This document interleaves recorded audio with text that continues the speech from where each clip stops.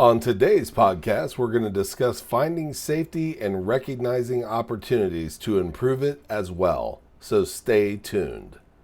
Welcome to Warehouse Safety Tips. You can find the show notes to each episode, links to information mentioned on the podcast, the social media platforms we're on, and anything else related to the podcast at warehousesafetytips.com.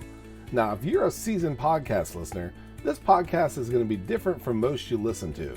It's based around exactly what the name implies, warehouse safety tips.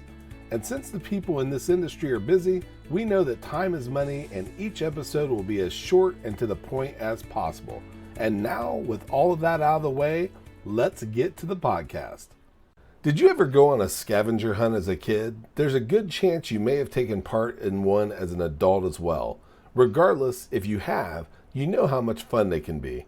And whether you have or haven't been part of one, the rules are pretty easy to understand. Those participating either work individually or are assigned to work within a team. An organizer creates a list of items that must be found.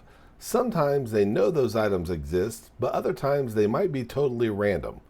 The participants are then told that they have a certain amount of time to go out and gather these items. The individual or team that comes back with the most verified items from the list wins. And with today's technology, verification is usually done with a picture or a video taken from a smartphone. Before moving on, here's a word from one of our sponsors. If you've ever been to or worked in a warehouse, you know just how important safety is to both management and staff.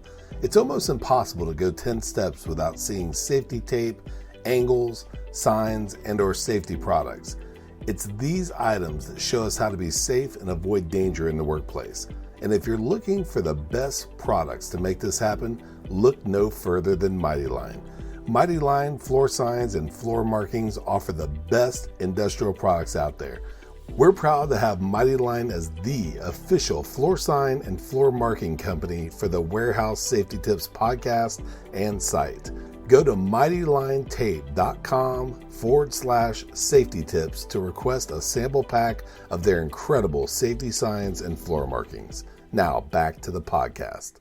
In the first part of our podcast, we spoke about scavenger hunts and the rules that you use while participating in one. Now you might be thinking, I love that trip down memory lane, but what does it have to do with work and specifically with safety? Well, have you ever heard of one of those retreats where businesses send their executives to, and instead of a work environment, everything is based off of play? They don't just sit around a wood or a glass table in ergonomic chairs, but instead they sit around in circles and groups in large bean bags. There are no clocks. Instead, time is measured by songs on a jukebox. And instead of suits and dresses, the executives wear shirts and sweats. Why? To break their state, to make them think differently, to color outside of the lines. And here's the thing, you don't have to travel to an expensive retreat to make safety fun. You can accomplish it with a good old scavenger hunt. Now think of all the versions that you could come up to improve safety in your facility. I'll help you with a few just to get started. In one version, you could send people out in search of as many instances of safety as they could record. In another, you could have them take pictures of situations where they think safety could be better or where safety wasn't being recognized at all. Not to punish, but to improve.